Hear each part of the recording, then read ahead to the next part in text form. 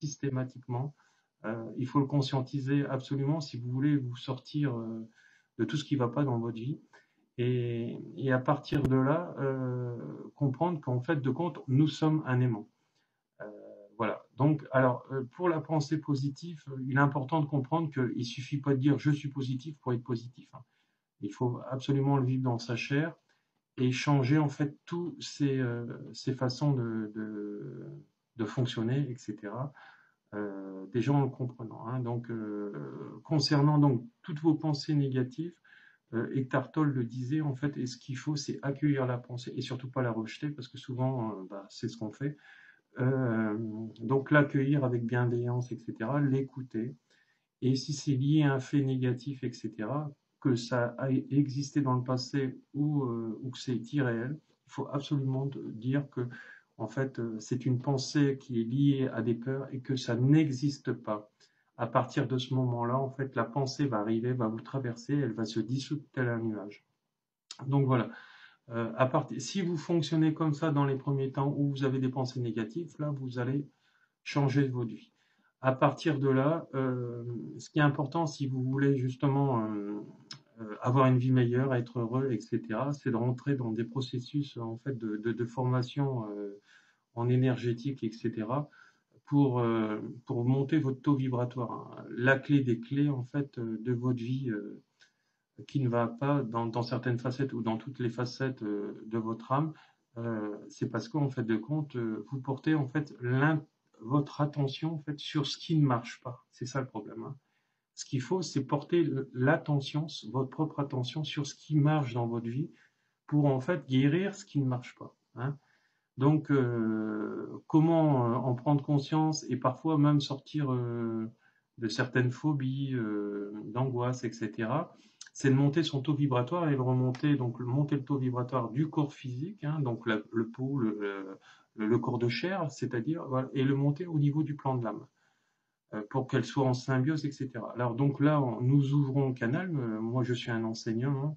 Je suis un enseignant, etc. J'aime pas trop le titre de maître, par exemple, je suis maître Reiki, mais j'aime bien, en fait, je préfère le rôle de l'enseignant, puisqu'il est là pour transmettre un savoir, etc., et faire progresser la personne et la catapulter vers l'avant. Alors, pourquoi maître, j'aime pas? Parce que justement, on est dans une société où c'est cartésien et ça peut être assimilé à des choses dogmatiques, etc., qui sont complètement incohérents avec ce que c'est réel. Alors voilà, donc c'est important de montrer en fréquence et à partir de ce moment-là, certains soins, certains changements en vous vont se faire tout seuls, hein, puisque de toute façon ça va monter et ça va lâcher dans votre ancien schéma, hein, tout l'ancien schéma, et d'autres choses, il faudra travailler dessus avec l'énergie que vous allez canaliser par rapport à vous. Voilà, donc c'est important pour pouvoir. Alors, si j'ai un conseil à vous donner, les soins énergétiques, c'est très bien. Il y a rien à dire là-dessus. Mais par exemple, pour le prix de 4 soins énergétiques, vous avez par exemple la première formation au premier niveau en Reiki. Donc l'un dans l'autre, voilà, si vous avez le choix, commencez peut-être par un soin et après faites une formation. Ça évitera que vous soyez une éponge émotionnelle et ça augmentera votre taux vibratoire. Alors attention avec quel thérapeute vous allez faire ça, hein. Ce qu'il faut, c'est prendre le bouche à oreille, etc. Écouter Pierre-Paul Jacques avec qui il l'a fait. Regardez les cours que ce maître ou cet enseignant va vous donner. Et voilà, et tout ça, vous faites un amalgame, disons pas un amalgame, vous mélangez tout et puis vous choisissez cette personne ou une autre. Voilà, donc ça, il faut le vivre dans sa chair. Alors, dans tous les cours, je répète bien, dans toutes les formations, il faut avoir des supports, hein. Si vous voyez que la personne ne vous donne aucun support de cours, il n'y a pas de, pour moi, il y a pas c'est pas une bonne formation. Voilà.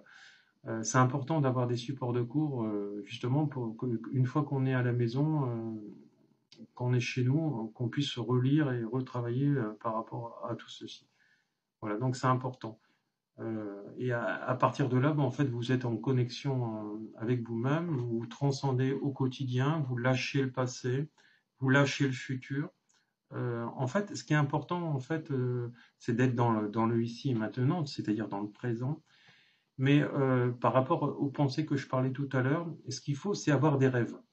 Avoir des rêves, c'est poser ses intentions sur ce que l'on veut plus tard, hein, mais ne pas s'y maintenir. Hein, donc, ne pas vivre dans ce futur qui est réel encore. Hein.